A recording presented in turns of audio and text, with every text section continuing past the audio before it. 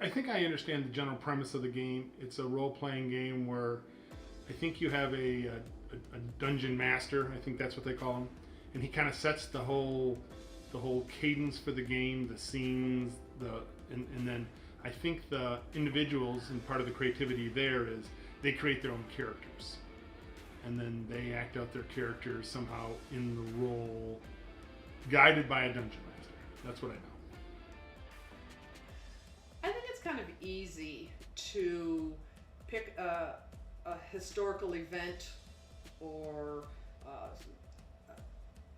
something like witchcraft, sorcery back in the 70s and 80s and say that that time is the reason why something today is happening the way it is.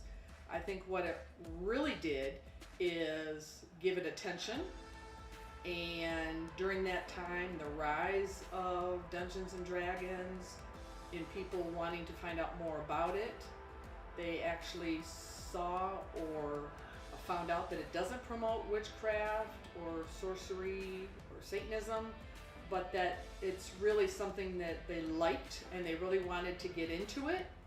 And so I think that was the starting point of the popularity of Dungeons and Dragons as it is today.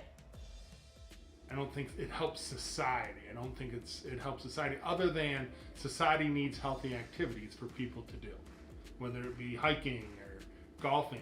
I think Dungeons and Dragons is one of those. It's a little sedentary. You don't get a lot of exercise, I don't think, when you play Dungeons and Dragons. But I think it's engaging. I think it's creative. I think the people that play it are very engaged in doing it. So I think it's a huge benefit to them. I also think that, like everything else, whether it be golf or any other hobby or Dungeons and Dragons, it's all within moderation. It's like most things in life, right? If you do it within moderation and it helps enhance your life, then that's a good thing. And that's a good thing for society then. My brother used to play. My sons used to play. I've had some friends in the past that have played. I think they get very engaged in it. I think it's very, to some would say, almost all-consuming. I mean, they just, probably for everybody that I know that has played, people have tried it and didn't like it, but I think when you get hooked, you get hooked. It's probably the same on most things. If you enjoy it, you end up doing more of it, and those folks, my brother in particular, he played quite a bit, and he enjoyed it. I think someone's going to find a benefit with whatever their situation is.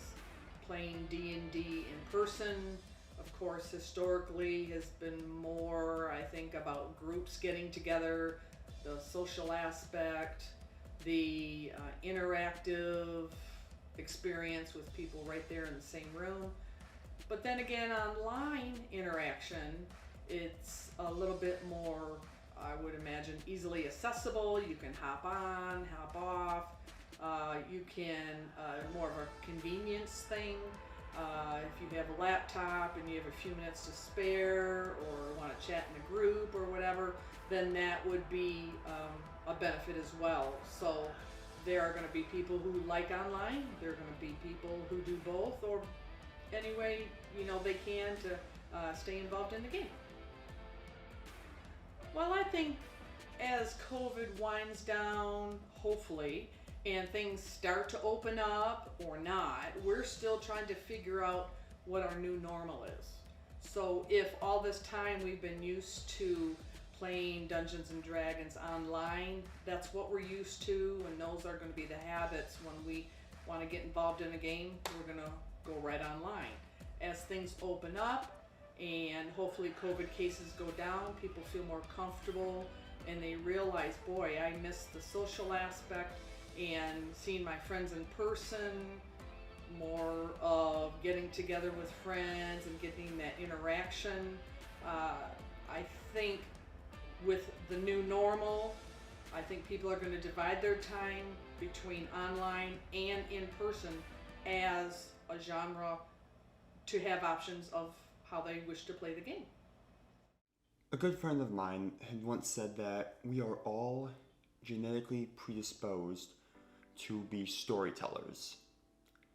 And Dungeons and Dragons allows us to be that. It's a form of creative expression that through teamwork, friendship, and just general having fun in one of the most chaotic and interesting ways allows us to craft our own tales of mystery and adventure.